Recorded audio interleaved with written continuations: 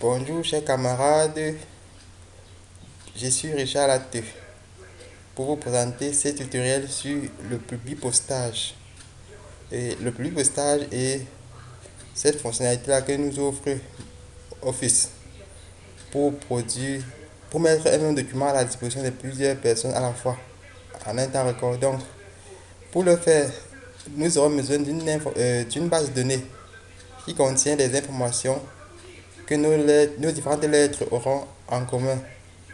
Et nous aurons également besoin d'un modèle de lettres.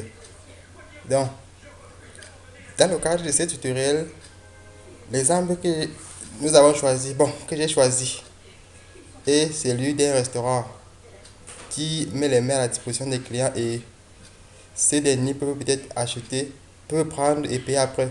On suppose que à un moment donné, il y a des clients qui ont des dettes et ces dettes et qu'ils ont choisi de payer ces dettes avant un délai et que ce délai est dépassé. Donc, on va les adresser une lettre, disons une lettre de sommation. Et étant donné qu'il y a beaucoup de clients, dit qu'on va écrire une lettre pour chacun, ça va prendre un peu plus de temps. Donc, voici donc le modèle de notre lettre.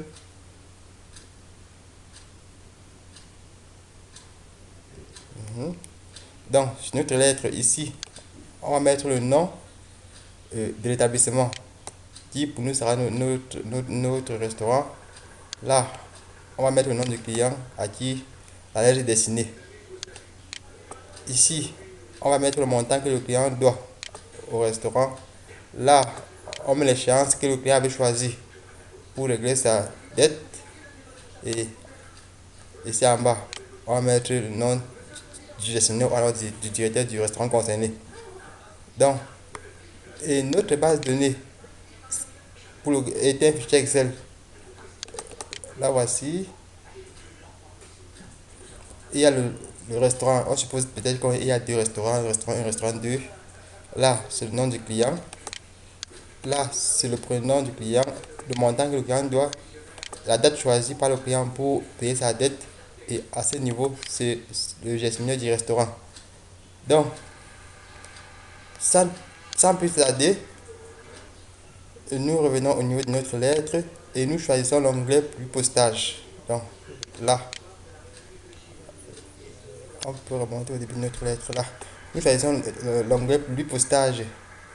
Par la suite, maintenant, nous venons à ce niveau, sélection des destinataires. Puisque nous avons déjà une base née qui existe et que nous allons utiliser, on choisit dans l'onglet utiliser une liste existante. Donc là, nous allons donc donner le chemin vers notre fichier Excel. Donc, le voici. Maintenant, notre fichier étant chargé, puisque là on a fait un feuille 2, feuille 3, puisque un fichier Excel est constitué d'un nombre de feuilles. Mais là, nous allons choisir uniquement la feuille qui contient les données que nous allons utiliser pour nos différentes lettres. Donc, si nous revenons sur notre base de données, qui est notre fichier Excel, on a feuille 1, feuille 2, feuille 3. La feuille 2 ne contient rien, la feuille 3 ne contient rien. Donc, c'est la feuille 1 qui contient les données que nous allons utiliser. Donc, autre chose, ici, ici la ligne ici est cochée pour dire que la première ligne de notre base de données ne sera pas utilisée puisqu'elle contient juste les noms des colonnes. Donc, à ce niveau, là, ça c'est le restaurant, le nom. Donc, c'est cette première ligne qui ne sera pas utilisée parce que les informations qu'elle contient ne sont pas celles d'un client donné. Donc, c'est juste le nom des colonnes. Donc, on vérifie donc que cette case est cochée et on clique sur OK. Dès lors que nous avons cliqué sur OK, en venant sur insérer un champ de fusion, là, on peut déjà voir apparaître les différents noms que contenait la première ligne de notre base de données. Donc, on avait restaurant et c'est parce que la case a été cochée qu'on voit apparaître ceci. Nous allons donc commencer notre insertion. Là, on devait mettre le nom de l'établissement. Donc, on devait mettre le nom d'établissement. Donc, je viens donc ici et choisir restaurant. Ça va être remplacé là. Là, on devait mettre le destinataire. Donc, j'ai choisi le client. Et puisqu'on va mettre le nom et le prénom, je mets l'espace et j'ajoute son prénom. Donc, on va renvoyer tout ça à la ligne. On va mettre tout ça sur la même ligne.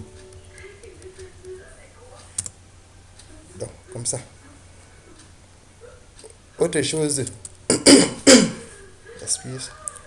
Autre chose, nous allons mettre le montant que doit le client à ce niveau. Donc, là, on revient toujours ici. On insère la dette du client. Là, on met l'échéance choisie par le client pour rembourser sa dette. Donc, on vient toujours ici, on choisit le champ date. Et enfin, on va préciser le gestionnaire, c'est-à-dire le gestionnaire du restaurant concerné.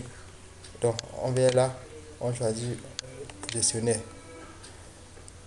Donc, tout a été inséré. Maintenant, avant de générer nos différentes lettres, on peut déjà apercevoir comment est-ce que ces lettres se présenteront. Donc, on choisit l'onglet aperçu.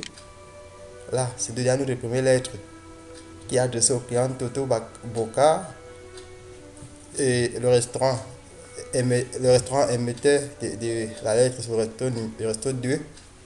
Il doit 5000 et l'échange choisi c'était le 11-10-2014. Donc, on peut vérifier directement dans notre base de données Toto Boca 5000 le 11-10 le 10-11-2014.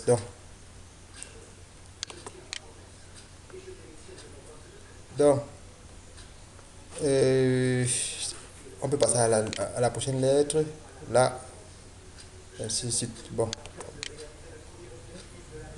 donc, voici les différentes lettres qui ont été générées. Voici les différentes lettres. Autre chose maintenant, ayant déjà fait l'aperçu, pour obtenir le modèle final, autrement dit, pour générer nos différentes lettres, on vient donc sur terminer et fusionner. Là, je choisis par exemple l'onglet modifier les documents individuels. Maintenant, il y a trois possibilités. Soit je veux générer les lettres pour tous les clients qui apparaissent dans ma liste. Et dans ce cas, je choisis tout. Je valide. Ou alors, je veux générer la lettre uniquement pour la page, pour le client en cours. C'est-à-dire Toto Boca. Là, je pose à ce niveau et je valide. Si par contre, je veux générer les lettres juste pour une partie des clients qui sont dans ma base de données, alors je dois connaître le numéro de la ligne du début et de la ligne de fin. Donc, ces clients sont situés entre quelle ligne et quelle ligne. Dès que cela est connu, alors je coche ici et je mets la première ligne et mets la dernière ligne. Bon, pour notre cas, comme nous souhaitons générer des lettres pour tout le monde, alors nous choisissons tout et nous validons. Là, nos différentes lettres ont été générées. Nos différentes lettres ont été générées et voici les différentes lettres. Voici Issa Mahamat, Toto Boka, Issa Mahamat, Abou Steve, ainsi de suite. Donc, toutes les différentes lettres ont été générées et il ne reste plus qu'à imprimer ou alors envoyer par email si c'est le moyen choisi. Merci pour votre bien aimable attention et à bientôt pour le prochain tuto. Bye.